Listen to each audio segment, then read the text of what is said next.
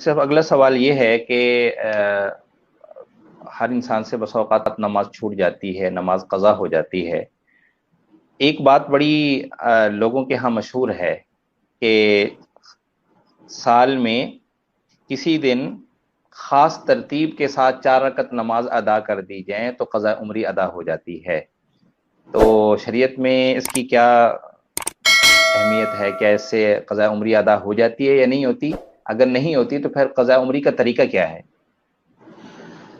جب جیسے رمضان قریب آتی ہے تو رمضان کا آخری جمعہ آتا ہے تو ایک میسج ہے نا سوشل میڈیا پہ اور مختلف جگہوں پر یہ چلنا شروع ہو جاتا ہے کہ خاص ترتیب سے اگر رمضان کے آخری جمعے میں نماز 4 رکعت نماز پڑھیں گے تو ساری جو قضاء عمری وہ معاف ہو جائے گی،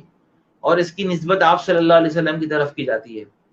یاد رکھیے گا کہ آپ صلی اللہ علیہ وسلم کی طرف نسبت کرتے ہوئے کوئی حدیث بیان کی جائے اور آپ صلی اللہ علیہ وسلم نے وہ بیان نہ فرمائی ہو تو بڑی سخت وعید ہے۔ فرمایا فَلْيَتَبَوَّأْ مَقْعَدَهُ مِنَ النَّارِ، کہ وہ اپنا ٹھکانہ جہنم میں بنا لے۔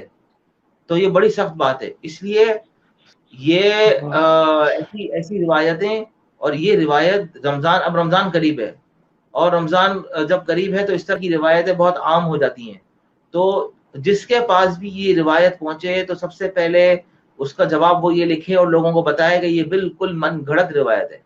ایسا کچھ بھی نہیں ہے کہ اگر کوئی 4 رکعت نماز پڑھ لے گا رمضان میں آخری عشرے میں یا آخری جمعے میں تو اس کی قضاء عمری جو ہے نا وہ سب معاف ہو جائے گی، ایسا نہیں ہے۔ قضاء عمری اگر کسی نے غفلت کی وجہ سے، لاپرواہی کی وجہ سے اگر اس کی نماز قضا ہو گئی، نمازیں اس سے رہ گئیں، تو اس کو تو قضا کرنا ضروری ہے، اور کسی عمل سے وہ نماز معاف نہیں ہو جائے گی، اس کو قضا کرنا ہے۔ اور اگر غفلت اور کوتاہی ہوئی ہے اس پہ استغفار بھی کرنا ہے۔ بعض لوگ سمجھتے ہیں کہ جی بس استغفار کر لے کافی ہے، استغفار کرنا کافی نہیں ہے۔ آپ صلی اللہ علیہ وسلم نے امت کو تعلیم دی ہے، اور اللہ تعالیٰ نے بعض اوقات آپ صلی اللہ علیہ وسلم سے ایسے اعمال جان بوجھ کے صادر فرمائے جس سے امت کو سیکھنے کو ملے۔ جیسے ایک بار آپ علیہ وسلم نے نماز میں غلطی کی تو پھر جو ہے وہ بعد میں صحابہ کرام رضی اللہ عنہم اجمعین میں سے کسی نے توجہ دلائی، اور پھر آپ علیہ وسلم نے اس نماز کو دوبارہ پڑھا۔ بالکل اسی طریقے سے ایک بار آپ صلی اللہ علیہ وسلم کی امت کو سکھانے کے لیے اللہ تعالیٰ کی مشیت کے مطابق نماز قضا ہو گئی، آپ صلی اللہ علیہ وسلم نے اس جگہ کو چھوڑ کر اگلی جگہ پر جا کر نماز پڑھی اور اس کی قضا ادا کی۔ تو اگر کسی کی فجر کی نماز رہ جائے، ظہر کی نماز رہ جائے، بالغ ہونے کے بعد، بالغ ہونے کی ویسے تو علامتیں ہوتی ہیں لیکن اگر کوئی علامت نہ ہو تو 15 سال، تو اگر بالغ ہونے کے بعد اس کی نمازیں رہ جائیں تو اس کا حل یہ ہے کہ وہ اللہ سے معافی مانگے،